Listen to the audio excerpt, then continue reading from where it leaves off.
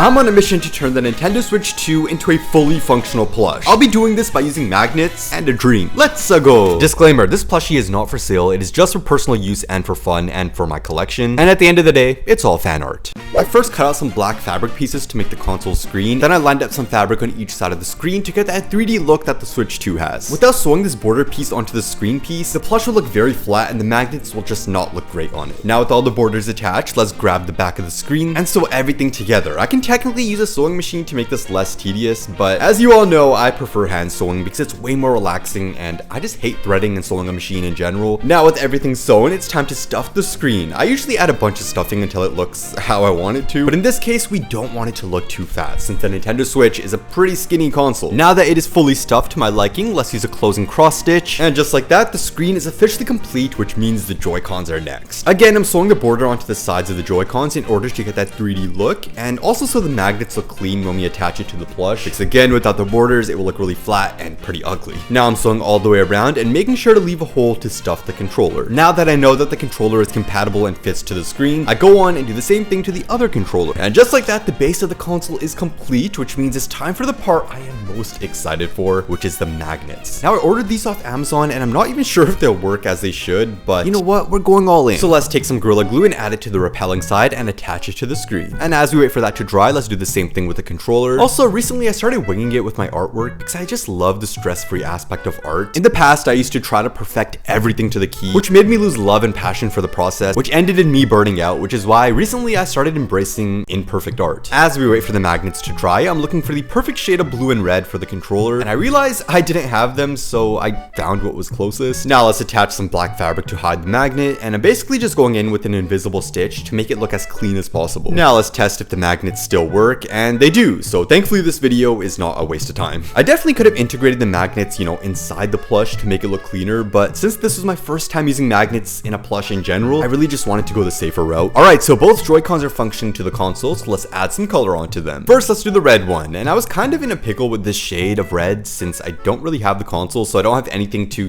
go off as reference properly. So I had to go around asking my Discord friends for their advice, and I came to the conclusion that I was going to use an orangish, light orange color, which fit perfectly, thankfully. And for the blue controller, it's pretty similar to the regular Switch, just a more muted blue. But in the future, I would love to make more different Joy-Cons for the plush, so comment down below if you have any ideas for me because this project is pretty damn fun. And bam, both controllers are a success and look pretty damn beautiful, which means we can go into the detailing part. First, let's create the 4 buttons on the red controller. I cut out some black circles and used some fabric paint to put the letters on. And this part was kind of tricky since the fabric kept shifting around and moving, but thankfully I had some tweezers to hold it in place. As we wait for those to dry, let's glue on the joystick bed.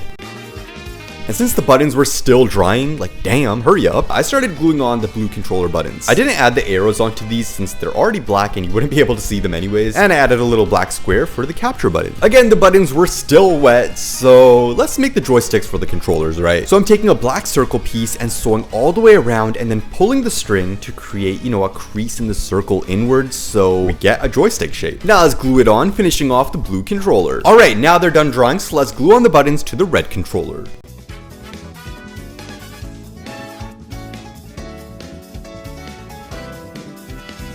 Now finally, I'm adding some fabric onto the screen. Originally, I was going to leave it as is, but it ended up looking kind of incomplete, so I think this should do. And here we have the fully functional Nintendo Switch 2 plush. Yes, it does work, you just need some magic. I'm so glad I went out of my comfort zone with this plush. It was my first ever, non-character plushie, and I would love to make more in the future. Maybe even the new Joy-Con colors for our console. Please like the video and comment what you think. Peace out, Shy Guys.